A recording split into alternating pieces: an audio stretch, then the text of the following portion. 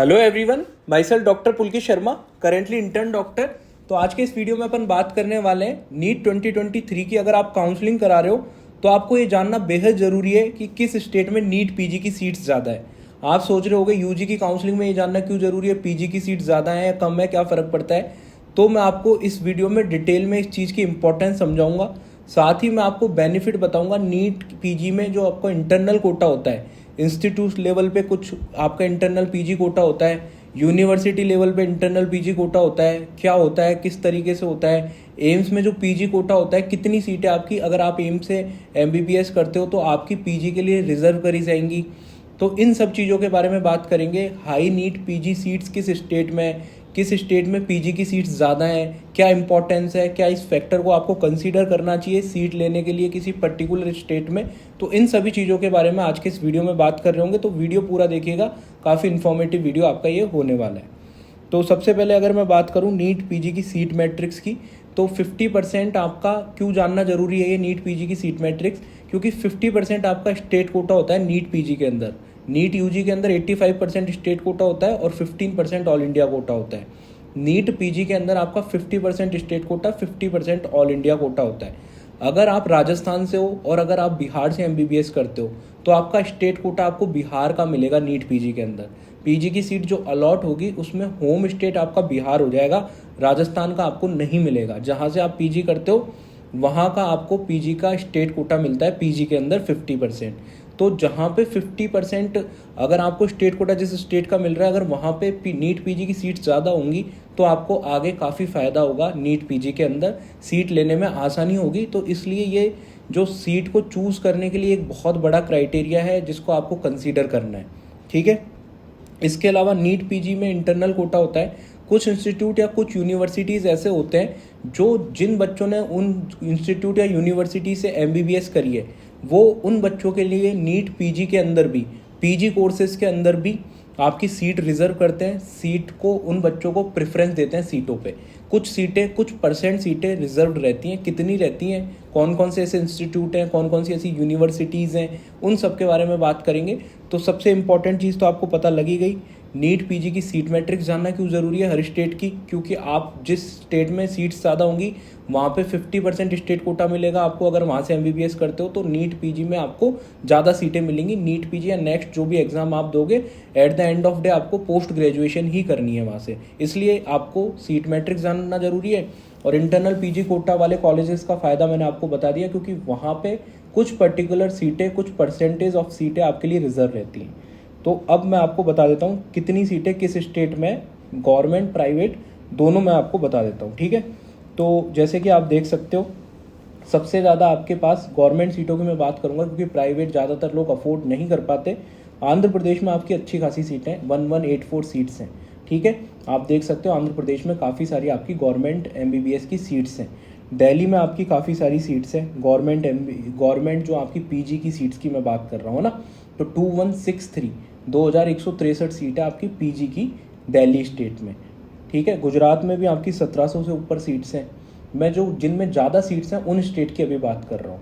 कर्नाटका में आपकी 1500 के आसपास सीट्स हैं। ज़्यादातर सीटें कर्नाटका की प्राइवेट हैं, ठीक है। जो पीजी की सीट्स हैं उनकी प्राइवेट हैं और 1500 के आसपास गवर्नमेंट सीटें हैं। महाराष्ट्र एक बहुत इंपॉर्टेंट स्टेट है, यहाँ पे सबसे ज़्यादा पीजी की सीट्स हैं। गवर्नमेंट 3000 से ऊपर गवर्नमेंट सीटें महाराष्ट्र में हैं पीजी की, ठीक है। तो आप इसको कंसीडर कर सकते हो महाराष्ट्र स्टेट को। इसके अलावा राजस्थान में 1800 से ऊपर पीजी की सीट्स हैं, इसको आप कंसीडर कर सकते हो। तमिलनाडु, तेलंगाना में भी काफ़ी अच्छी सीट्स हैं। आपने देखा होगा जो साउथ साइड के स्टेट हैं वहाँ पे पीजी की सीट ज़्यादा है। और अगर आप नॉर्थ इंडिया की बात करो तो नॉर्थ इंडिया में राजस्थान और उत्तर प्रदेश और दिल्ली, ये 3 ऐसे स्टेट्स हैं जहाँ पे भी पीजी की सीट बहुत ज़्यादा है। तो आप इन स्टेट्स को डेफिनेटली कंसीडर कर सकते हो, क्योंकि इनमें 50% सीट्स आपके स्टेट कोटा के अंदर आ जाएंगी जिन पे आप एलिजिबल होगे अगर आप इन स्टेट से एमबीबीएस करते हो तो, ठीक है। वेस्ट बंगाल की बात करूँ तो 1500 से ऊपर सीटें और उत्तराखंड में आपकी 1000 के आसपास सीटें। जो छोटे स्टेट हैं नॉर्थ ईस्ट के, सिक्किम, त्रिपुरा, यहाँ पे बहुत ना के बराबर सीटें हैं, मेघालय वगैरह, तो आप इन स्टेट्स को कंसीडर कर सकते हो। इसके बाद में अपन बात करते हैं आपके इंस्टीट्यूट कोटा, यूनिवर्सिटी का इंटरनल पीजी कोटा किन किन इंस्टीट्यूट्स में है, किन किन यूनिवर्सिटीज़ में है, एम्स में किस हिसाब से सीटें रिज़र्व होती है, कितनी सीटें रिज़र्व होती है, किन किन एम्स में रिजर्वेशन आपको मिलता है इंटरनल पीजी के लिए। तो इन सभी चीज़ों के बारे में बात करते हैं, तो मैं आपको डिटेल में समझाऊंगा। ठीक है, ये जो एम्स का जो प्रॉस्पेक्टस है इसके आधार पे मैं आपको डिटेल में समझाऊंगा। थोड़ा कॉम्प्लेक्स है इसको समझना, पर मैं आपको समझाऊंगा। ठीक है, इसके अलावा मैं आपको बता देता हूँ, अगर आप पर्सनलाइज काउंसलिंग कराना चाह रहे हो नीट 2023 के लिए, तो अभी 3 प्रोग्राम लॉन्च कर दिए गए हैं। हर किसी की रिक्वायरमेंट अलग है, उसके अकॉर्डिंगली 3 प्रोग्राम लॉन्च कर दिए गए हैं। प्लान ए में अगर आप बात करो, अगर आपको सिर्फ प्रेफरेंस लिस्ट चाहिए या इंपॉर्टेंट पीडीएफ चाहिए, 15% ऑल इंडिया कोटा की प्रेफरेंस लिस्ट चाहिए, 85% स्टेट कोटा की प्रेफरेंस लिस्ट चाहिए, बॉन्ड की पीडीएफ चाहिए, कॉलेज फीस एस्टेब्लिशमेंट ईयर की पीडीएफ चाहिए, नीट पीजी की सीट्स की पीडीएफ चाहिए, लास्ट ईयर का all India quota, state quota का data, college wise, round wise, category wise आपको चाहिए। इनकी पीडीएफ फॉर्म में अगर आपको चाहिए तो आप प्लान ए ज्वाइन कर सकते हो, जिसकी फीस ओनली 700 है। प्लान बी की बात करूँ तो आपको प्लान ए के फीचर्स तो मिल ही जाते हैं, साथ में आपको 24/7 व्हाट्सअप असिस्टेंस मिलेगा, साथ में आपको डिसीजन मेकिंग में मदद मिलेगी। ऑल इंडिया कोटा और स्टेट कोटा में आपको कहाँ जाना है, एम्स लेना है, स्टेट का कॉलेज लेना है, फ्री एग्जिट करना है, अपग्रेड करना है, सारी चीज़ें आपको व्हाट्सअप पे 24/7 असिस्टेंस में हेल्प मिलेगी। ठीक है, लास्ट राउंड तक। प्लान 3 की बात करूँ तो इसमें प्लान 2 तक के तो आपको बेनिफिट्स मिलेंगे, साथ में आपको एक एडिशनल बेनिफिट मिल जाता है। इसमें आपको कॉलिंग असिस्टेंस का लास्ट राउंड तक आपको जो बेनिफिट है वो मिल जाता है। ये उन स्टूडेंट्स के लिए, उन पेरेंट्स के लिए जो कॉलिंग असिस्टेंट आते हैं काउंसलिंग के लिए, उनको कॉलिंग असिस्टेंस की जिनको रिक्वायरमेंट है उनके लिए है। इसमें लिमिटेड स्लॉट्स है, क्योंकि ज़्यादा लोगों से कॉलिंग असिस्टेंस पे बात करके गाइडेंस क्वालिटी वाइज प्रोवाइड कराना थोड़ा सा मुश्किल हो जाता है, तो इसलिए सिर्फ लिमिटेड स्लॉट्स हैं, 25 to 30 स्लॉट्स ही रहेंगे इसमें। उससे ज़्यादा प्लान सी में लोगों को एनरोल नहीं करा जाएगा, प्लान ए और बी आप ज्वाइन कर पाओगे। ठीक है, अगर आप अभी करना चाहते हो तो आप इनमें से जो भी आपको डिज़ायर्ड प्रोग्राम लगता है वो ज्वाइन कर सकते हो। इस नंबर पे आपको व्हाट्सअप करना होगा, व्हाट्सअप पे आपको टेक्स्ट करना होगा। जिन लोगों ने ऑलरेडी प्लान बी ले रखा है उनको पूरा प्लान सी लेने की दोबारा ज़रूरत नहीं है। जो डिफरेंस अमाउंट है 3500 वो पे करके उसको अपग्रेड करा सकते हो। ठीक है, मोड ऑफ पेमेंट आपका फ़ोनपे, जीपे, पेटीएम रहेगा। इसी नंबर पे करके इसी नंबर पे आपको व्हाट्सअप पे स्क्रीनशॉट शेयर करना है और काउंसलिंग प्रोग्राम में एनरोल हो जाओगे। इसके बाद में अपन चलते हैं, ये देखो ब्रोशर के बारे में मैं डिटेल में आपको एक्सप्लेन करूंगा, समझाऊंगा। उससे पहले आप इंस्टीट्यूशनल कोटा को समझ लो। इंस्टीट्यूशनल कोटा क्या होता है? इंस्टीट्यूशनल कोटा होता है जिस इंस्टीट्यूट से आपने एमबीबीएस करी है उसी इंस्टीट्यूट के अंदर आपको नीट पीजी की, ठीक है, आपको पीजी की सीट आपके लिए रिजर्व करी जाएगी। ठीक है, INICT के थ्रू होता है वैसे तो पीजी कोर्सेज में एडमिशन एम्स के अंदर, तो आपकी INICT के थ्रू या फिर आपके नीट पीजी के थ्रू जहाँ भी जिस भी इंस्टीट्यूट में इंस्टीट्यूशनल कोटा है, जिन बच्चों ने वहाँ से एमबीबीएस करी है उन बच्चों को प्रायोरिटी दी जाएगी कुछ % सीटों पे पीजी के अंदर। कौन कौन से एम्स हैं? सभी एम्स नहीं है, आपके जो 20 एम्स हैं उनमें से कुछ सेलेक्टेड एम्स ही हैं जहाँ पे इंस्टीट्यूशनल कोटा है। दिल्ली एम्स है, भोपाल एम्स है, जोधपुर एम्स है, भुवनेश्वर एम्स है, पटना एम्स है, ऋषिकेश एम्स है और रायपुर एम्स है। ठीक है, और ऐसा नहीं है अगर आपने दिल्ली से एमबीबीएस करी है, दिल्ली एम्स से एमबीबीएस करी है, तो आपको जो इंस्टीट्यूशनल कोटा है दिल्ली के अंदर ही पीजी सीट्स में आपको लिए सीटें रिजर्व होंगी। ऐसा नहीं दिल्ली एम्स से करिए तो भोपाल में होंगी, ऐसा नहीं होने वाला। जोधपुर से करिए तो सिर्फ जोधपुर से होंगी, भोपाल से नहीं होंगी। जिस भी एम्स से करिए उसी एम्स के लिए आपको पीजी में आपको कुछ सीटें रिजर्व करी जाएंगी। और ये 2016 बैच से स्टार्ट हुआ है, मतलब अभी आपके 2 साल पहले से स्टार्ट हुआ है, क्योंकि 2016 बैच की एमबीबीएस 2021 में कंप्लीट हुई थी, तो 2016 बैच से ये स्टार्ट हुआ है। तो सबसे पहला इंस्टीट्यूशनल कोटा एम्स में किस तरीके से कितनी सीटें रिजर्व होती है वो मैं आपको बताऊंगा। वो ब्रोशर अभी मैंने जो आपको दिखाया उसको मैं डिटेल में एक्सप्लेन करूंगा। AFMC पुणे है, AFMC पुणे में आपको इंटरनल इंस्टीट्यूट कोटा मिलता है। ठीक है, इंस्टीट्यूट कोटा में आपकी AFMC के जो एमबीबीएस जिन बच्चों ने कर रखी होती है उनके लिए कुछ सीटें रिजर्व होती है। और जो मेडिकल ऑफिसर्स होते हैं, जो स्पॉन्सर होते हैं पैरामिलिट्री ऑर्गेनाइजेशन के द्वारा, इसमें डिफरेंट कैटेगरीज होती है, कैटेगरी 1, 2, 3, 4, वो डिटेल में आपको मैं किसी और वीडियो में एक्सप्लेन कर दूंगा। उनके लिए भी आपकी कुछ सीटें रिजर्व होती है। MGIMS वर्धा में आपको इंस्टीट्यूशनल कोटा मिल जाएगा। ठीक है, इसके अलावा जिपमर में मिल जाएगा। जिपमर में आपके 2 जिपमर हैं। ठीक है, दोनों जिपमर में से आप किसी भी जिपमर से आपने एमबीबीएस करी हो तो दूसरे में जा सकते हो। ठीक है, आपने किसी एक से करी है तो दूसरे में एडमिशन ले सकते हो इंस्टीट्यूशनल कोटा के तहत। इसके बाद में अगला आ जाता है यूनिवर्सिटी कोटा।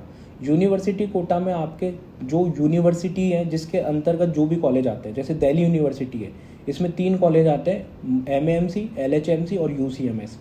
आपने किसी भी इनमें से किसी भी कॉलेज से एमबीबीएस करी है, जैसे आपने एमएमसी से करी है एमबीबीएस, तो आप यूसीएमएस में भी सीट ले सकते हो।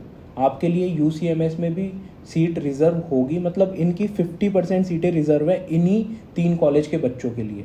मतलब यूनिवर्सिटी लेवल पे है, जो दिल्ली यूनिवर्सिटी के अंतर्गत जो भी कॉलेज हैं, ये तीनों कॉलेज, इनमें से किसी भी कॉलेज से आपने एमबीबीएस करी हो, आप दूसरी जगह भी एलिजिबल हो 50% जो इंटरनल कोटा की सीट्स हैं उनके लिए, और सेम कॉलेज में तो हो ही हो, मतलब उस यूनिवर्सिटी के अंदर जो कॉलेज आते हैं उससे एमबीबीएस करी होनी चाहिए।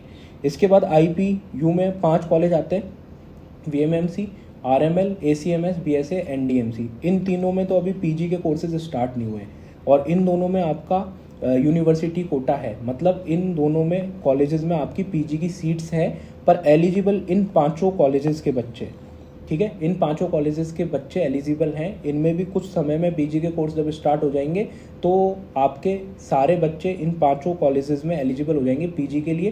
पर इस आईपीयू यूनिवर्सिटी के अंदर 5 कॉलेज आते हैं, इन 5 कॉलेजेस में से 2 में सिर्फ आपकी पीजी की सीट्स है, तो उन 2 में आपके जो कॉलेज हैं वीएमएमसी और आरएमएल, इन दोनों की सीटों के लिए इस यूनिवर्सिटी के जो भी कॉलेज हैं 5 कॉलेज के बच्चे एलिजिबल है 50% सीट्स के लिए। तो आईपीयू में भी है, डीयू में भी है, इसलिए दिल्ली के कॉलेजेस की कट ऑफ ज़्यादा जाती है, वो ज़्यादा प्रिफर्ड कॉलेज है, क्योंकि वहाँ पे आपको यूनिवर्सिटी के थ्रू आपको इंटरनल पीजी कोटा मिल जाता है।